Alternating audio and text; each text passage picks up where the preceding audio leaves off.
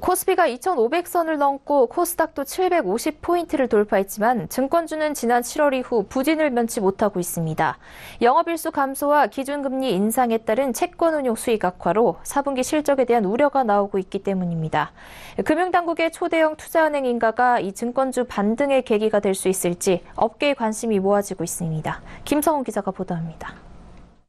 한국거래소에 따르면 지난 3개월간 코스피는 6.4% 이상 올랐지만 증권업종 지수는 오히려 6% 가까이 하락했습니다. 특히 SK증권의 경우 지난 6월 1,940원을 기록한 후 현재는 37% 이상 빠진 1,220원 수준을 보이고 있고 한화투자증권과 유진투자증권도 지난 7월 대비 약 30% 하락했습니다. 3분기 실적이 좋을 것으로 예상되는 대형 증권사들의 상황도 다르지 않습니다. 삼성증권은 지난 10일 이미 시장 전망치를 웃도는 실적을 보였음에도 7월 고점 대비 14% 가까이 떨어졌습니다.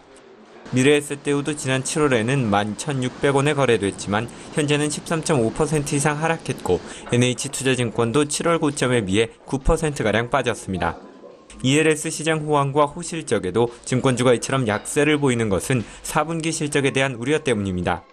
추석 연휴가 길어 영업일수가 줄었고 이달 중에는 국내 기준금리가, 다음 달에는 미국 기준금리가 오를 가능성이 높은 상황이어서 채권운용 수익에 대한 우려도 커지고 있습니다. 하지만 증권주에 대한 전망이 어두운 것만은 아닙니다. 대북 리스크와 중국의 사드 보복 등 대규모 악재들이 진정됐고 한국투자증권 등 대형 증권사 5곳이 초대형 IB 인가를 받았기 때문입니다.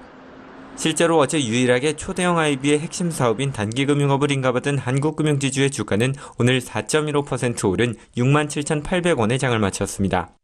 기준금리 인상 등의 불안 요소가 해소되고 연말부터 초대형 IB 인가를 받은 증권사들이 본격적으로 새로운 업무를 시작하면 대형 증권사를 중심으로 증권주가 반등할 가능성이 높다는 것이 업계의 분석입니다. 서울경제TV 김성훈입니다.